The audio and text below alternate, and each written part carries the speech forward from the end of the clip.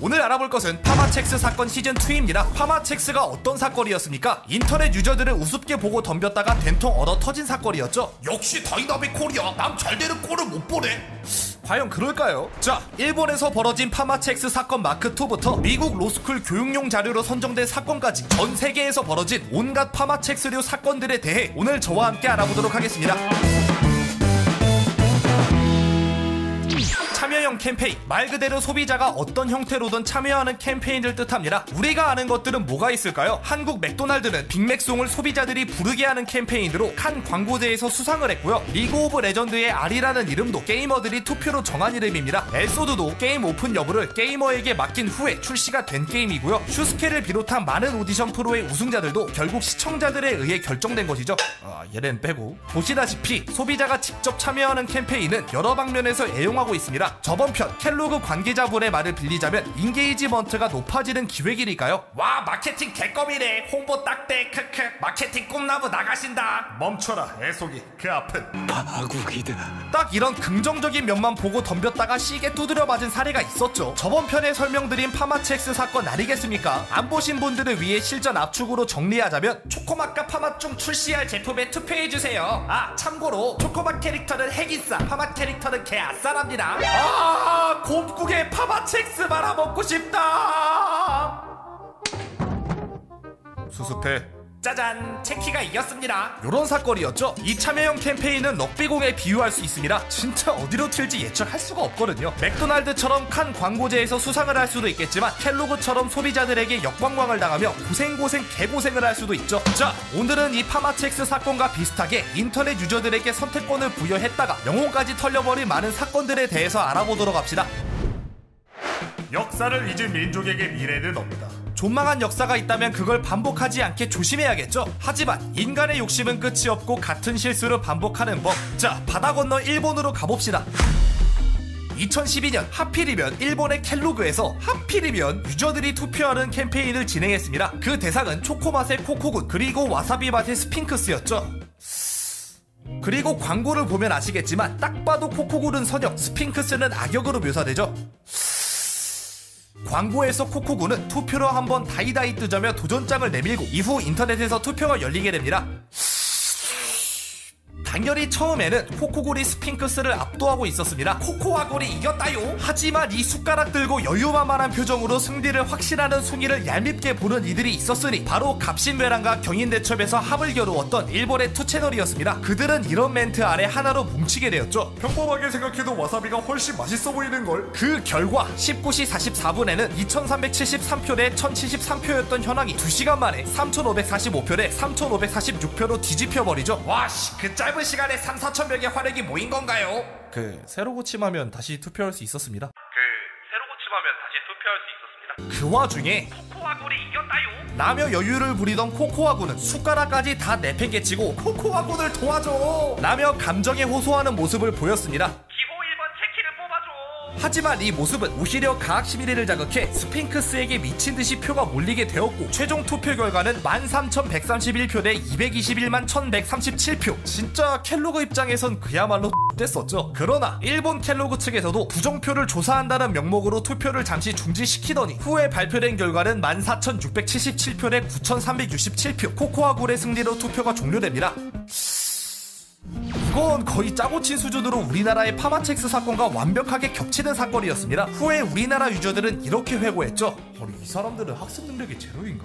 자, 그럼 이렇게 유저들이 멸망의 선택지를 골랐다고 해서 모든 기업들이 도망만 쳤느냐? 그렇지는 않습니다. 이 약물고 공약을 지켜내는 곳도 있었죠.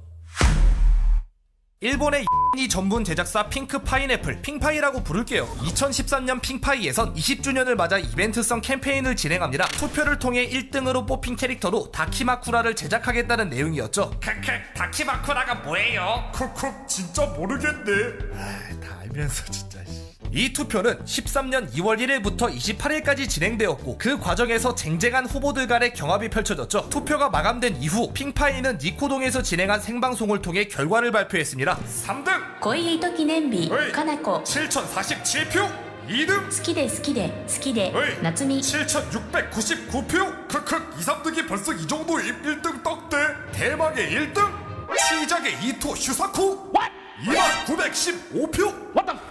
딱 봐도 정상적인 애는 아니죠. 실제 작중에서도 범죄자로 나오고 아무튼 악역의 비호감으로 그려지는 캐릭터였기에 남덕이든 여덕이든 그 누구도 만족시킬 수 없는 베개가 만들어질 판이었던 겁니다. 아니 근데 솔직히 이걸 누가 사겠습니까? 막말로 이거 진짜 살 거냐고 물어보면 아무도 안 산다고 할게.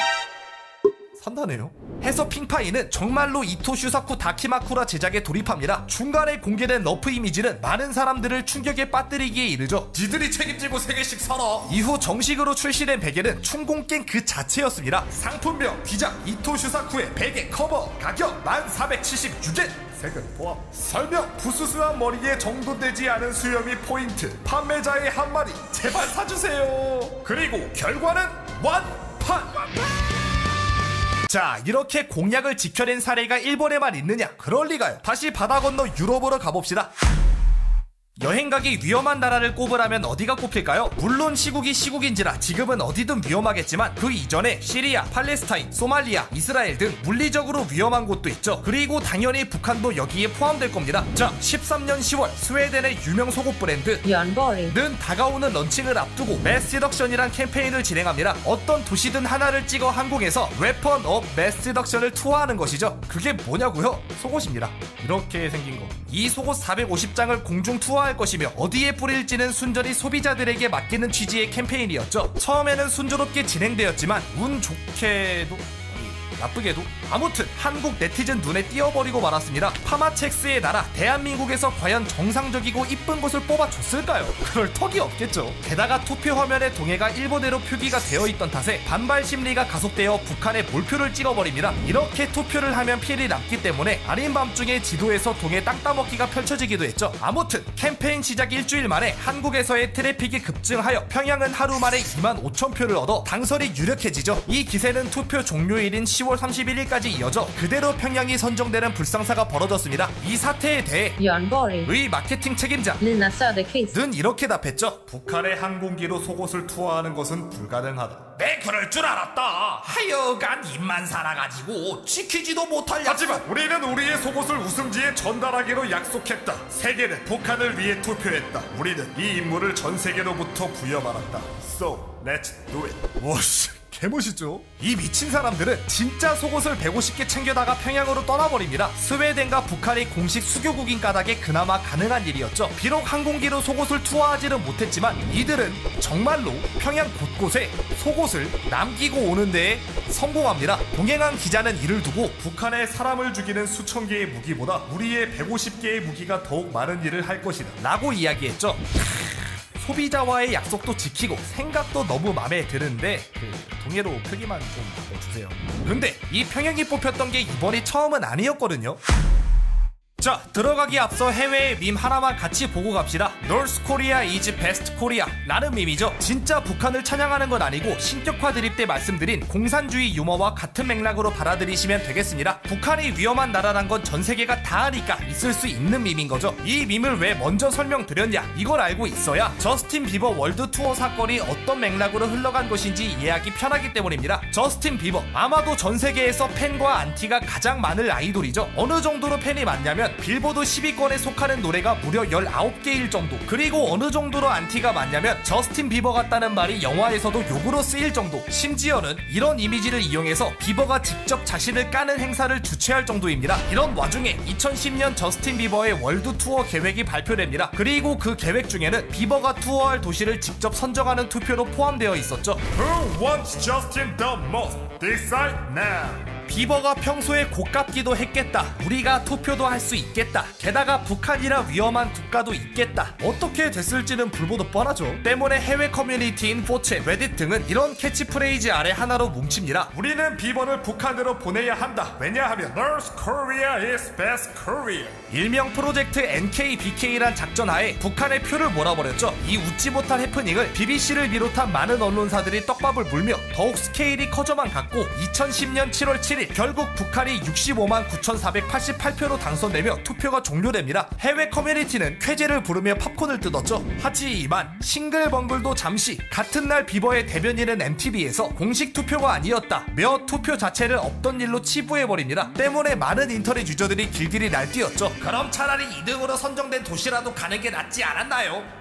기득은 이스라엘이었습니다. 어디로 가든 일단 거기가 투어 종점이 될 가능성이 높아요. 아무튼 이 사건은 후에 평양 속옷 투어 사건과 비교되며 더욱 까이는 원인이 되었죠. 자, 이제 마지막 에피소드로 넘어갑시다.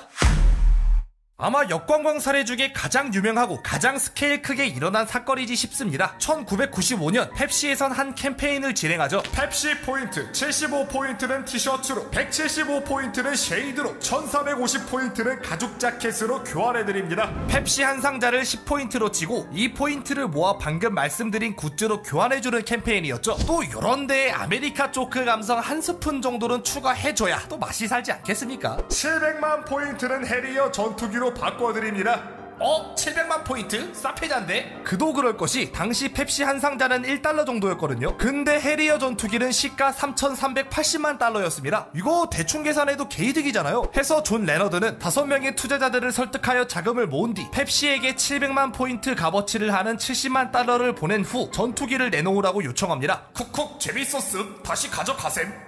고소야. 존 레너드는 진짜 펩시를 고소하며 왜 전투기를 안 주자며 길들이 날뜁니다. 이게 단순히 빼거리는 게 아니라 실제로 펩시에서 이런 규정을 명시했었기 때문에 충분히 비벼볼 만하다고 판단했겠죠. 하지만 법원 판결에서는 아니 씨발 상식적으로 말이 되는 소리 좀 해라 라며 펩시의 손을 들어줍니다. 아무리 광고에 그렇게 나왔다지만 이걸 리얼이라고 믿는 게 말이 되냐는 식의 판결이었죠. 일단 승소하긴 했지만 아마 펩시 마케팅 담당자 가슴 진짜 철렁했을 거예요. 그래서 이렇게 날벼락을 맞은 펩시는 이벤트를 결국 중단했을까요? 그럴 리가 있나. 이 사건은 크게 이슈화되어 펩시의 인지도를 올리는 데 기여했기에 캠페인은 그대로 진행되었습니다. 단 전투기 포인트는 7억 포인트로 올라갔죠. 이 사건은 Leonard vs. PepsiCo Inc. 란 이름으로 아직까지 회고되며 단순한 해프닝을 넘어 합리적인 사람이 진지하게 받아들이지 않는 광고는 제한이 아니다 라는 판례로 사용되고 미국 로스쿨에선 교육용 자료로 쓰이고 있습니다. 이 정도로 유명하다 보니 이미 서프라이즈에서도 한번 다뤄진 에피소드죠.